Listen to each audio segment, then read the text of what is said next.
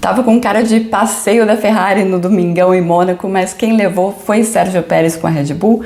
Pérez melhor do que o Max Verstappen por todo o final de semana, e o prejuízo da Ferrari foi tão grande que o Charles chegou atrás do Verstappen, mesmo tendo largado na pole. Esse é o Ju Responde do GP de Mônaco. Bem-vindos ao meu humilde kitnet, em que eu fico hospedada pro GP de Mônaco. Vou responder as perguntas que vocês mandaram lá no meu Instagram, MyF1Live, sempre no domingo depois das corridas. Eu abro uma caixinha de perguntas, vocês fiquem à vontade para mandar, e as que mais se repetem eu respondo por aqui. Uma pergunta que se repetiu muito foi sobre o Drogovic, se o pessoal da Fórmula 1 está de olho nele. Aí eu recomendo vocês darem uma olhada no meu vídeo do GP da Espanha, que eu já falei sobre ele. Com certeza vou voltar a falar sobre Felipe no futuro. Outra pergunta que se repetiu muito é quanto à saída do box do Max e do Checo. Eles não deveriam ser punidos? Bom, a regra que a gente lembrava é que se tocasse qualquer parte do pneu na linha que entra ou que sai do pit lane, é punição na certa, não tem nenhuma discussão. E eles fizeram isso, os dois pilotos fizeram isso e não levaram punição. O que aconteceu? Mudou a regra. A regra agora é que o pneu tem que passar totalmente da linha. Isso é considerado cruzar a linha, é efetivamente o pneu cruzar a linha e ir pro outro lado. Pode ser qualquer um dos pneus, mas precisa cruzar, e isso não aconteceu com nenhum dos pilotos da Red Bull. Para aumentar a confusão, essa regra mudou no Código Desportivo da FIA, mas o pessoal da direção de prova da Fórmula 1, quando foi fazer as anotações da direção de prova, na qual esse ponto é levantado, eles só copiaram e colaram, deram um Ctrl+C, Ctrl+V nas regras do ano passado, não perceberam que tinha mudado, e aí criou toda a confusão que demorou horas para ser resolvido. Foi resolvido com o bom senso de que a regra que realmente vale, a regra que está acima é o regulamento, o Código Desportivo da FIA. Teve gente que falou que teve a ver com a condição de pista, mas não. Isso foi usado, esse argumento foi usado com o Lando Norris no ano passado, mas o Lando estava uma chuva muito forte na Rússia e ele estava com pneu slick, então isso é force majeure, né, que é quando essa regra acaba não valendo. Isso tem um caso com o Hamilton também, mais antigo, que foi isso.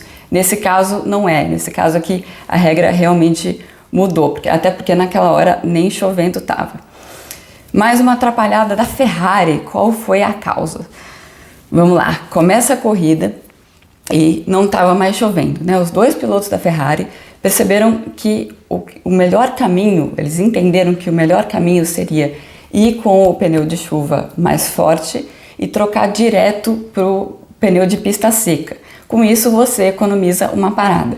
Na Red Bull, quando eles começaram a ver que os intermediários estavam muito mais rápidos, eles começaram a ver se eles vão fazer esse caminho, vamos fazer o outro caminho de fazer uma parada a mais, mas tentar descontar esse tempo andando mais rápido com os intermediários. Então eles chamaram o Pérez e a Ferrari ficou numa sinuca de bico, porque eles tinham que ou responder o Pérez ou continuar no que os pilotos estavam falando que eles iam fazer. E aí eles chamaram o Sainz para entrar, decidiram responder, que era a coisa mais segura a fazer, né? Se eles respondessem na volta seguinte, eles manteriam o 1-2, né? O primeiro e o segundo lugar. Primeiro respondendo com o Sainz, primeiro respondendo com o Leclerc e depois com o Sainz, correndo o risco de perder a posição com o Sainz, mas é assim que geralmente as equipes fazem, né? Quando está com as duas primeiras colocações da prova. O Sainz falou, eu não entro. O Leclerc falou, eu prefiro não entrar, mas logo depois ele foi chamado e acatou o pedido da equipe.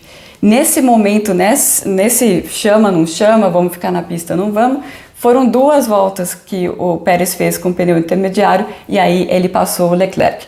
O Sainz continuou lá, batendo o pé, falando que ia direto para o pneu de pista seca, e ele fez essa estratégia.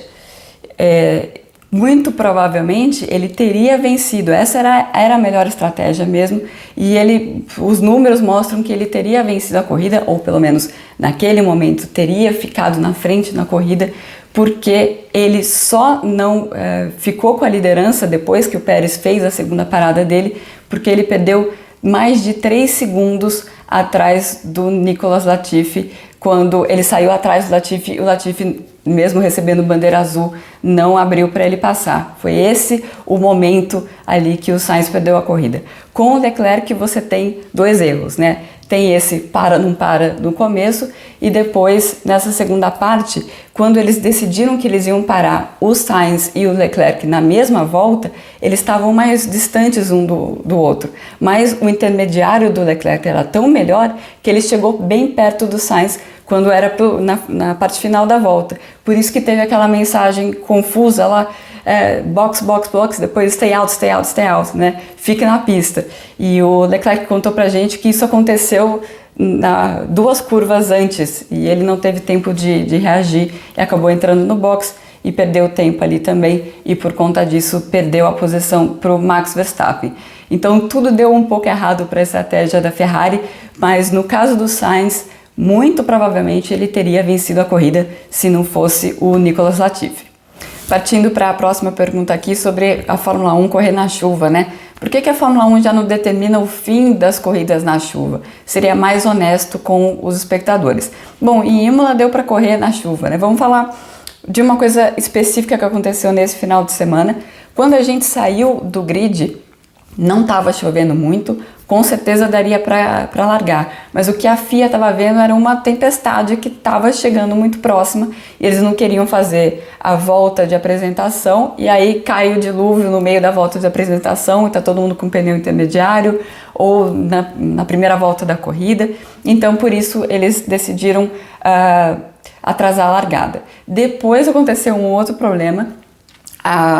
Aqueles painéis eletrônicos que ficam dentro da pista, né, mostrando o que está acontecendo para os pilotos, e também o painel da largada, eles ficaram sem energia. Teve gente perguntando, Mônaco ficou sem energia? Não, estava tudo funcionando no paddock, foi simplesmente o sistema da FIA, só o sistema mais importante, que eles não conseguiam fazer a largada sem ele, obviamente.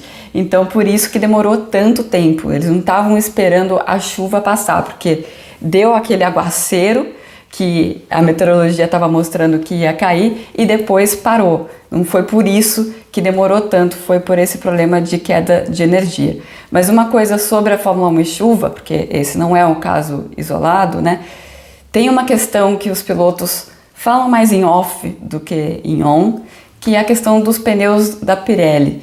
Se a gente for lembrar das últimas corridas, os últimos dilúvios que a gente teve e correndo na chuva, você pensa em aquela corrida do Japão, que o Felipe Massa lembrou durante a transmissão, próprio Mônaco em 2008, é uma era pré-Pirelli. Tem um problema no pneu de chuva da Pirelli, não é de escoamento de água, mas é de temperatura. O pneu custa para pegar na temperatura e depois ele superaquece e os pilotos reclamam bastante. Inclusive o Vettel falou assim, não é muito bom correr na chuva com esses pneus, mas eles não falam muito em on, né, na frente do microfone, mas existe essa questão. E é claro, uma série de questões de segurança. A última morte na Fórmula 1 aconteceu na chuva, então isso sempre fica na cabeça de todo mundo. A próxima pergunta, é raro acontecer no Ju Responde, mas dessa vez muita gente perguntou sobre o vencedor da prova. O Pérez, aí ele tem chance de brigar pelo título? Bom, primeiro vamos falar sobre esse final de semana dele. O Pérez sempre andou bem em Mônaco e nesse final de semana o Max Verstappen não estava se entendendo com a frente do carro. Ele gostou do jeito que o carro estava na primeira sessão de treinos livres, mudou pro segundo, tentando um caminho diferente, não deu certo. Quando mudou de volta, a pista tinha mudado e o carro não respondeu da mesma maneira. E ele ficou meio perdido no acerto do carro, enquanto o Pérez estava bem, estava confiante e foi bem durante todo esse final de semana, e foi bom para ele ter esse final de semana tão bom, e principalmente numa pista de piloto, né, como é Mônaco, depois da semana passada, né, que dá politicamente para ele mais voz para na próxima vez falar, eu não vou ficar deixando o Max passar, eu não estou tão atrás assim do campeonato. Por outro lado, todas as outras vezes ele tem andado sempre atrás do Max. Se ele quer lutar pelo campeonato, ele tem que fazer mais Mônacos para aí a gente colocar ele na disputa pelo campeonato.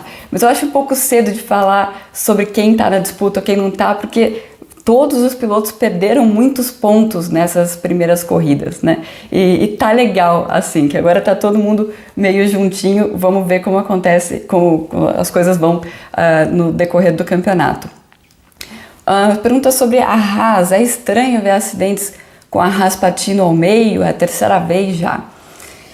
Na verdade, não. Agora é para os carros partirem não ao meio, como não tem acontecido, não é ao meio, né? É o trem traseiro que se solta. E isso foi algo que entrou nas regras desse ano, né? Uma maneira de fazer com que se solte com mais facilidade, justamente pelo que aconteceu no primeiro desses acidentes, que foi com o Romain Grosjean no GP, foi o GP do Bahrein mesmo, de 2020. Naquele lá foi no meio mesmo, né? Foi no meio da unidade de potência. É claro que aquilo não é para acontecer, porque você expõe o tanque de combustível, as baterias, naquela parte não é para dividir. Mas eles perceberam nos estudos daquele acidente que o fato do carro ter se partido ao meio acabou ajudando na dissipação da energia do choque e acabou ajudando, entre outros fatores, a salvar a vida do Grosjean. E por conta daquele acidente, eles mudaram o projeto do carro de 2022 para que ele se solte com mais facilidade, mas, repito, não no meio, mas sim o trem traseiro. Então é para acontecer isso, e isso está acontecendo mais com a Haas, porque o Mick Schumacher está testando essa regra, né? Tendo umas pancadas fortes em circuitos de rua em que essa energia tem que ser dissipada de alguma maneira, e por isso que a traseira acaba se soltando. Aliás, falando no Mick, eu encontrei a Sabine Kehm, que é a empresária dele, era empresária do Michael também, e eu falei, Sabine, ele tá bem? Então, não, ele tá bem, mas isso não é bom, isso não é nada bom. Eu estava realmente muito decepcionada. Ele tá ficando na Haas, mas pelo contrato que prende ele a Ferrari, e por conta disso prende ele a Haas. Mas a Haas não está nada satisfeita com essas batidas e com os erros do Mick Schumacher. Por que o Alonso não ajudou o Ocon e segurou o pelotão?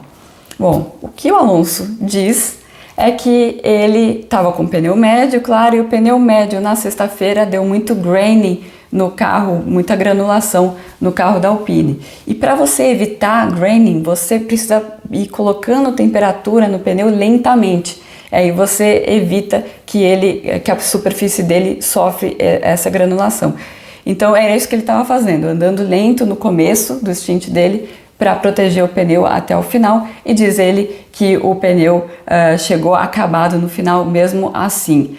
Por que eu digo diz ele? Porque a gente ouve uma coisinha ou outra de que o clima na Alpine não está lá às mil maravilhas, porque existe muita pressão para o Piastri entrar, e quem é que sai, né? No momento sai o Alonso, né? Então, por isso que tem a versão dele, e tem coisa para a gente ficar de olho ali dentro da Alpine para ver se sai faísca entre o Ocon e o Alonso no decorrer do ano.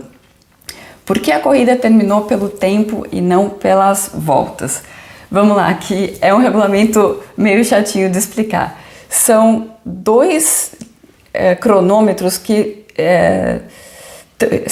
são disparados juntos. Um é um cronômetro de 3 horas. Esse cronômetro de 3 horas, que foi o que provocou o fim da corrida antes de se completar o número de voltas nesse GP de Mônaco, funciona assim. É para largar às 3 horas da tarde, como era aqui em Mônaco. Esse cronômetro se inicia às 3 horas da tarde e ele vai até às 6 horas da tarde.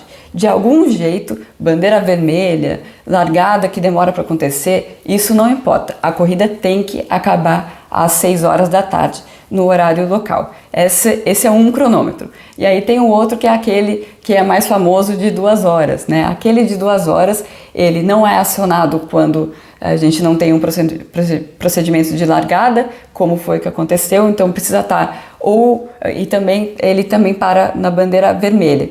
Então, para esse cronômetro de 2 horas está disparado, é preciso ou estar com bandeira verde ou estar com o safety car. Então, essa corrida ela não bateu nas 2 horas, mas bateu naquele outro regulamento de 3 horas. Se não me engano, é a primeira vez que isso acontece, era 4 horas e baixou para 3 o ano passado, por isso que teve muita gente que não tinha ouvido falar nesse regulamento.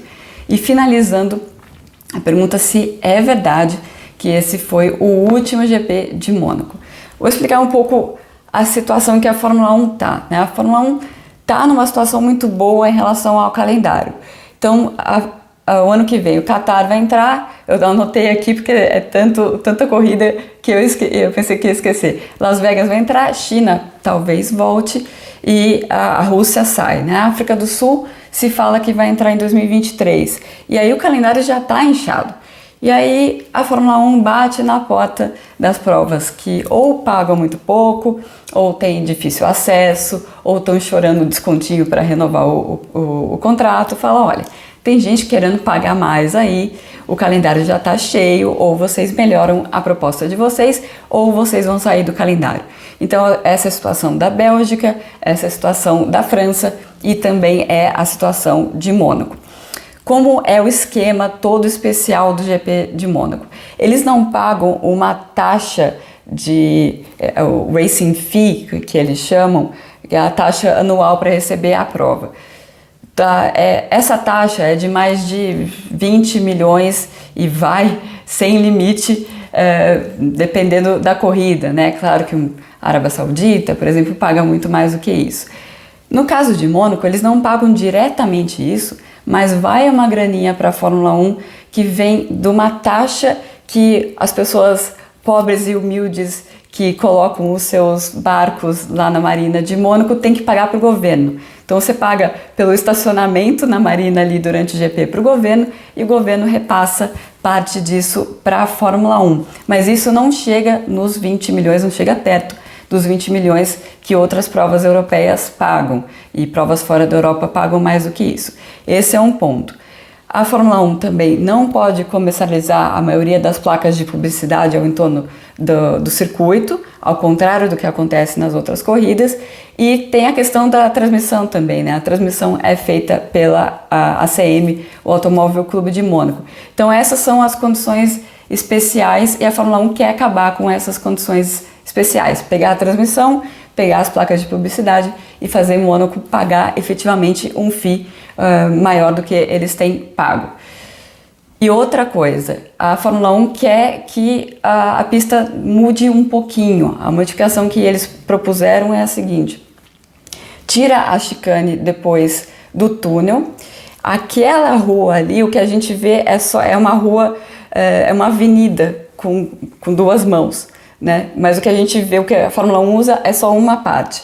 Aí tem um canteiro e uma outra parte. A ideia é tirar esse canteiro, cortar essas árvores e alargar aquele trecho da pista. Com isso você também muda a tabacaria, a curva da tabacaria mais na frente, né? Senão, se continuasse do jeito que está, ia ficar super perigoso a tabacaria, mas seria mudado lá na frente também. E esse seria um ponto de ultrapassagem com a pista mais larga e uma curva diferente lá na frente.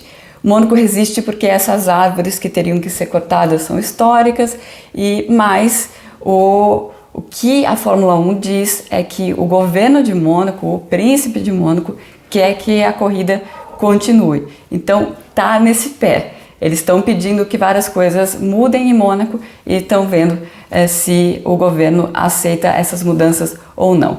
Então, esse foi o Ju Responde do GP de Mônaco. Acho que ficou mais longo que os outros, mas vocês tinham várias dúvidas bastante diferentes. Espero ter resolvido todas elas e eu volto depois do GP de Baku com mais.